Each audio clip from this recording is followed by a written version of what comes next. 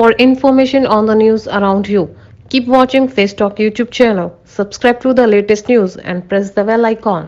कि जो कार्य प्रणाली अब तक रही है उसको अपने शब्दों में हमारे कैमरे के जरिए रखना चाहते हैं। हमारे साथ मौजूद है ललित पंडित जी, लोक गायक। हमारे साथ मौजूद हैं लोक गायक नवीन। इस वक्त हमारे साथ मौजूद है नवीन पंडित जी, लोक गायक।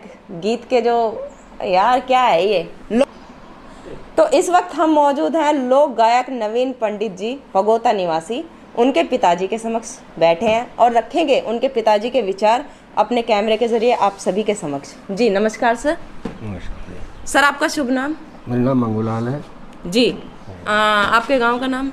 सहारपुर भगता, जिला हापुड़। सर आपके गांव में पिछली जो कार्य योजना गई है उसमें विकास के कार्यों को लेकर आप क्या कहेंगे? मैं पहले तो गांव का धन्यवाद करता हूँ जी। और विकास योजना हमारे गांव में बहुत अच्छी तरह सुचारू रूप से चली है। जब से जो है ये हिंदुस्तान आज़ाद हुआ है, सबसे पहले जो प्रधान हुए उस वक्त ना तो कोई गवर्नमेंट से पैसा मिलता था, कुछ नहीं। फिर भी उन्होंने गांव में श्रमदान करवा के गांव के पुराने रास्तों को एक दूसरे से रास्ता साफ करवा के डिंग करवा दिया।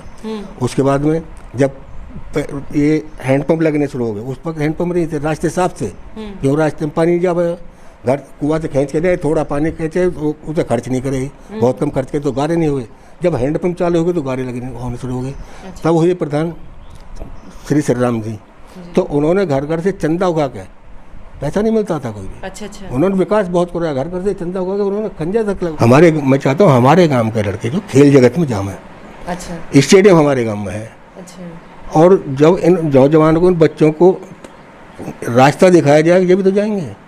तो एक रास्ता दिखाने वाला हो, वो उसकी चार दीवारी हो जानी चाहिए। हमारे स्टेडियम है, बाउंड्री होनी चाहिए, रजिस्टर्ड है स्टेडियम, ऐसी बात नहीं हमने वैसे बना रखा। स्टेडियम रजिस्टर्ड है, कुर्सी पकड़ी हो, रास्ता साफ हो, मेन रोड पे है। सिर्फ चार दीवारी नहीं है वहाँ, ये चार दीवारी हो जाए।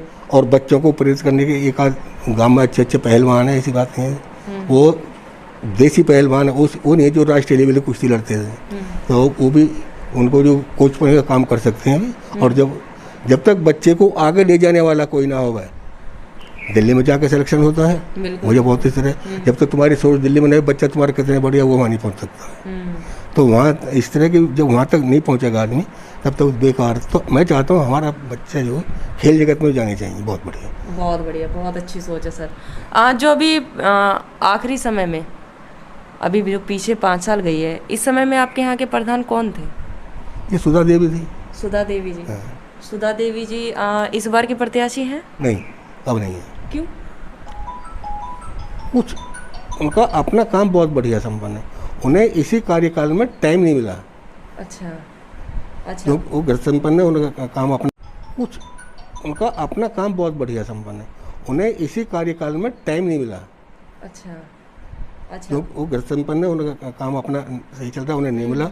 हमारे यहाँ से एक जो योजना आई थी उसके 14 लाख रुपए वापस गए हैं।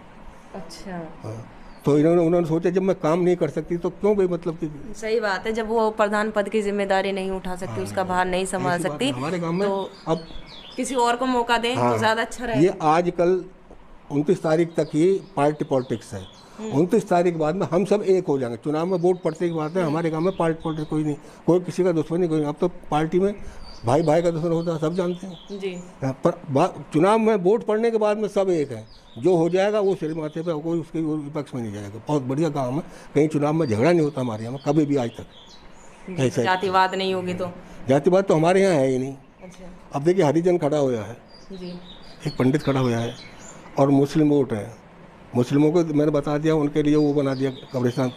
18-20 ज़्यादा ही मुस्लिम है, ज़्यादा गिनती के भी नहीं है। अच्छा। हाँ, पहली बात तो हमारे गाँव में एक बात बहुत थोड़ी है, जिस बच्चे की नौकरी लग गई वो बच्चे ने वहीं मकान बना लिया, बच्चा वापस नहीं आया। ये तो खैर सभी जगह देखने को मिल रहा है, जिसने एक बार गांव त्याग दिया। मैं बताऊँ, मेरे परिवार में 3 बच्चे ऐसे हैं जो अमेरिका में हैं, और अमेरिका से इस तरह आ जाते हैं जैसे आप साइकिल पे उठे पिलखुआ से आ गए। ये पता नहीं कि भाई हमारा लड़का आ रहा है अमेरिका से, किसी टाइम हमारे सैल आ गया, सुबह को जा रहा हूँ, इस तरह होगा।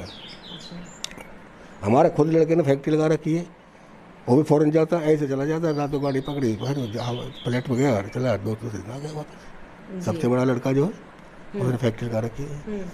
तो अब तक मैं ये पूछना चाहूँगी, अब तक जितने भी इस गांव के प्रधान रहे हैं, आपका समर्थन किसे जाएगा इस बार? इस बार जब चुनाव होंगे, अब कुछ दिनों बाद ही। देखिए मैं बताऊँगा, समर्थन जो है हर आदमी आता। अब सबने जो वो दारू और जलेबी खाने शुरू कर रखी है, बिल्कुल। मैं या मेरा परिवार बालक हम नहीं जाते किसी के यहाँ बिल्कुल भी, न प्रधान होने के बाद में जाते कि तू हमारा ये काम कर दे, और न पहले जाते कि हम तू हमारा ये काम कर दे, हम तुझे वोट देंगे। हमारा सीधा सा उद्देश्य है कि जब हम देखेंगे आखिरी रात में जबकि वो हो जाती है, कन्वेंशन ख़त्म हो जाता है, हम देखेंगे जिसका पड़ला भारी है उसको वोट देंगे। और वोट देने से पहले उससे कह भी देंगे कि भाई हम वोट तेरे को दे रहे हैं, तो गिन लीजिए हमारी इतनी वोट है। जो 10, 15, 20, 25, 30, 50 वोट हम इकट्ठी करेंगे अपने साथ में, उनको कह देंगे तू हमारी वोट इतनी, तो बक्से में हमारी वोट गिन लीजिए गारंटी से। हम ना तो ये है कि भाई तुम कह रहे हम उसको वोट दे दो, हम तुम्हारे कहने से किसी को वोट नहीं देने। बिल्कुल बिल्कुल, क्यों क्यों देंगे? कि अगर प्रधान से कोई काम पड़ेगा ना बेनिफिट तो मिलेगा, हमें क्या होगा, मैंने तुम्हें तो 50 वोट दिवाई भाई हमारे काम का, हमें क्या है, हम डायरेक्ट बात करते हैं। ये सिर्फ इतना ही है कि अब तो तुम जिसके पास भी जाओगे, अब ये चले गए, हम किसी के प्रधान के यहाँ चले गए, बात कर रहे हैं, दूसरा कह रही है तो इसके यहाँ खड़ा हो, ये हमें तो वोट देना है। सब आते हैं मेरे पास में, शाम को लाइन लग जाती है, भाई मेरे सिर पर हाथ दर्द होता हो, बाबा मेरे सिर पर हाथ दर्द हो, तेरे सिर पर हाथ दर्द है। अब देखो वोट तो एक को देंगे और जीतना एक है। बिल्कुल। मैं इनसे सबसे ये कहता हूँ, अगर जीत हमारे यहाँ जो प्रधान MP MLA जीत के जाते हो अल्पसंख्यक में होते हैं। अच्छा। 51% में कोई नहीं जाता जीत के, बहुमत होता है 51% में।